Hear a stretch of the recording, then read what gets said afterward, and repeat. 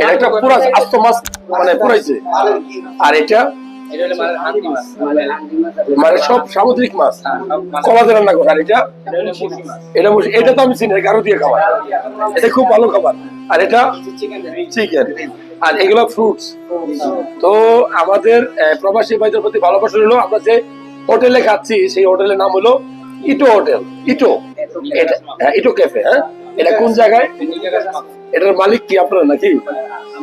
আমরা কি বরিশাল ভাই নাকি? বরিশাল কোন জায়গায়? বানিয়া বানারি পাড়া।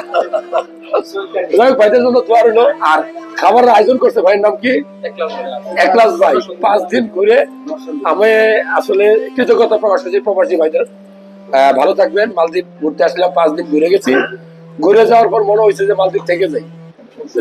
কি বলেন? হ্যাঁ, আমি প্রত্যেকটা রাস্তায় যেখানে গেছি আমার সাথে হাত মেলাইছে মানুষ। তো আমি সাধারণ মানুষ, আমি আমার ফ্যামিলিতে কোনো প্রবাসী মানুষ নাই, কিন্তু আমি প্রবাসীদের সাথে চলতে চলতে প্রবাসীদের অনেক কথা আমি বুঝি, ভাষা বুঝি। আমার কতটুকু বুঝি আমি জানি না, তবে প্রবাসী ভাইদের ভালোবাসায় আজকে আমার এই সমাজে যে কয়েকজন মানুষ আমার চিনে, সেটা আমার কাছে মনে হচ্ছে প্রবাসী ভাইদের অবদানটা বেশি। বিদেশ থেকে তারা ভিডিও দেখতো, শেয়ার করতো, ওরা দেশের মানুষ দেখতো। তো এইগুলো দেশে যারা আছে রাগ করেন না, আপনাদের অবদান আছে।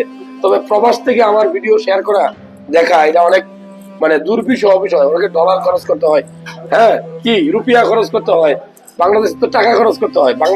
বাইরের টাকার অনেক দাম। বিশেষ করে মালদ্বীপ প্রবাসী যারা আছে, তারা যে টাকাটা ইনকাম করে বাংলাদেশে বৈধ পথে পাঠাতে পারে না, ঠিক কিনা? এটা আমি সব জায়গায় দেখছি, সবাই বলছে। নেপালি যারা আছে, যারা ইন্ডিয়ান আছে, তারা কিন্তু তাদের টাকাটা ব্যাংকের মাধ্যমে পাঠাতে পারে, ঠিক কিনা? কাটে না। আর আমাদের ডলার কিনে করে পাঠাইতে হয়। বাংলাদেশ গভর্নমেন্টকে বলবো এই বিষয়টা দৃষ্টি দেওয়ার জন্য। টাকাটা যদি বৈধ পথে ব্যাংকের মাধ্যমে পাঠাইতে পারে, তাহলে তারাও লাভবান হবে, বাংলাদেশ গভর্নমেন্টও রেমিটেন্স পাবে, ঠিক কিনা? আর এখন কিন্তু মধ্যস্বত্বভোগীরা লাভবান হচ্ছে।